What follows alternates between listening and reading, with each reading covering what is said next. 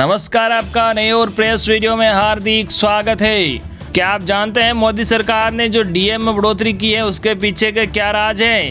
कुछ होने से पहले दूर कर लीजिए आप भी आपके 6 कन्फ्यूजन। आपको इस वीडियो में पूरी जानकारी दी जाएगी। जैसा कि आप सभी को पता है कि केंद्रीय कर्मचारी पेंशनर्स के महंगाई भत्ता पर सरकार ने बड़ा फैसला लिया है और इस पर लगी रोक को हटा दिया है।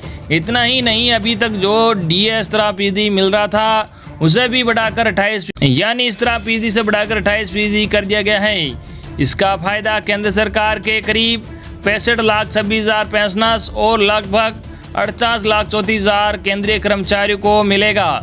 सरकार ने डीए पर बड़ा फैसला तो कर लिया है, लेकिन लोगों के मन में अभी भी कई सवाल है। तो आइए दूर करते हैं आपके हर कन्फ्यूजन को। क्या डीए इस महीने की सैलरी और पेंशन में बढ़कर आएगा? क्या रुका हुआ डीए मिलेगा? को नुकसान हुआ या फायदा? कर्मचारियों को कितना फायदा होगा? पेंशनर्स को कितना फायदा होगा?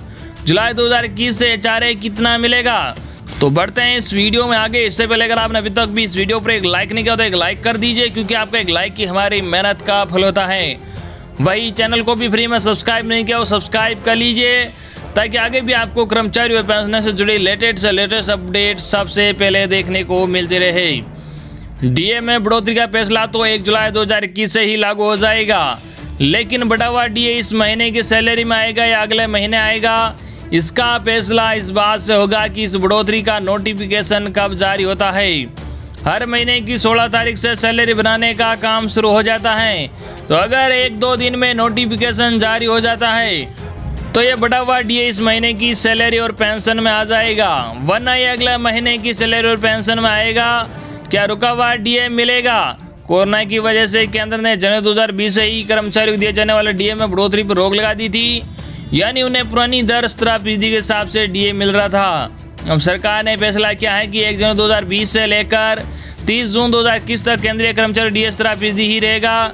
बढ़ा हुआ डीए जुलाई 2021 से लागू होगा। इसका मतलब साफ है कि पिछले करीब 18 महीने का कोई एरियर नहीं मिलेगा। आपको नुकसान हुआ या फायदा? प्रेस कॉन्फ्रेंस में अनुराग सिंह ठाकुर ने कहा कि सरकार ने केंद्रीय कर्मचारी और पेंशन भोगियों का डीए 17% से बढ़ाकर 28% कर दिया है, तो ये किसी खुशखबरी से कम नहीं था। डीए में 11% की बढ़ोतरी वाकई खुश करने वाली थी, लेकिन जैसे जैसे वक्त बीतता गया कई बातें सामने आने लगी।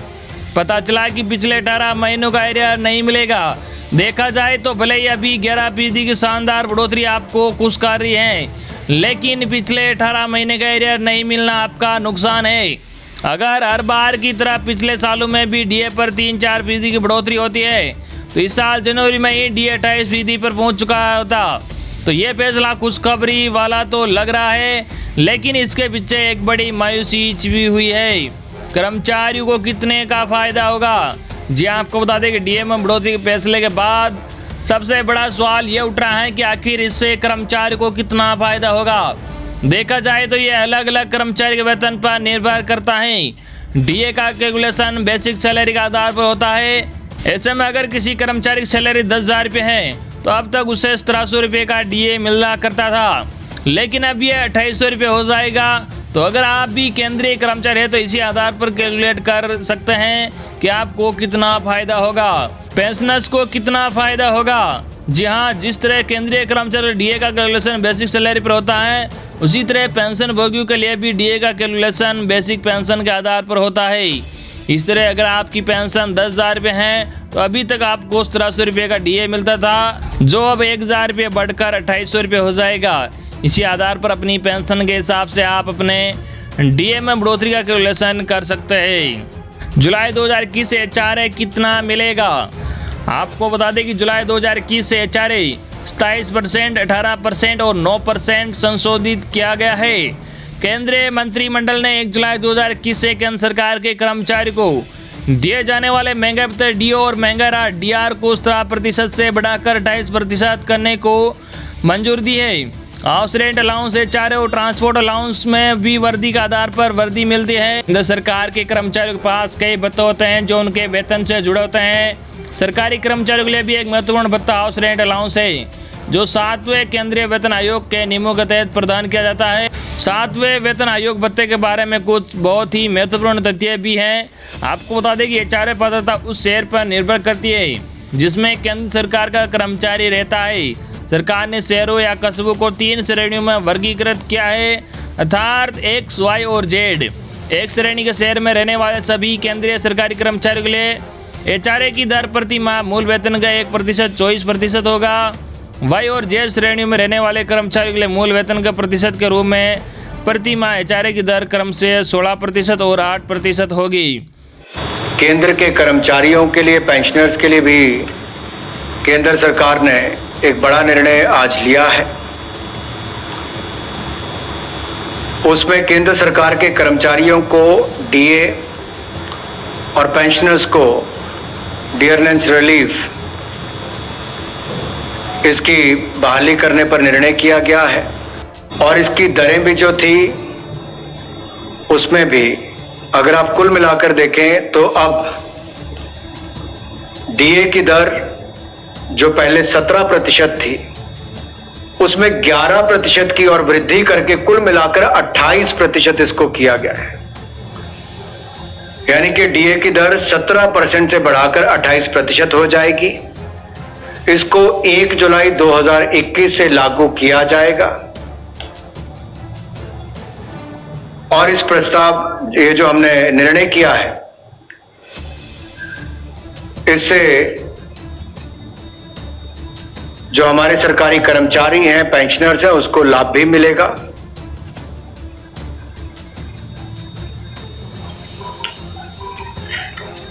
और इसके पीछे कारण कोविड की परिस्थितियां थी जो पहली जनवरी पिछले साल से इसको जब बंद किया गया था।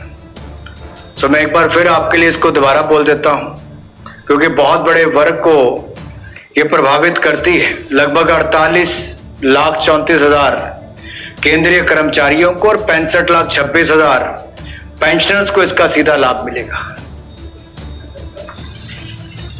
इन view of the unprecedented situation which arose due to the COVID-19 pandemic, 3 additional installments of dearness allowance to the central government employees and dearness relief to the pensioners which were due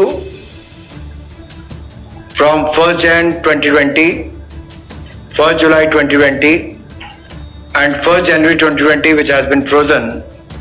Now the central government has decided to increase the dearness allowance.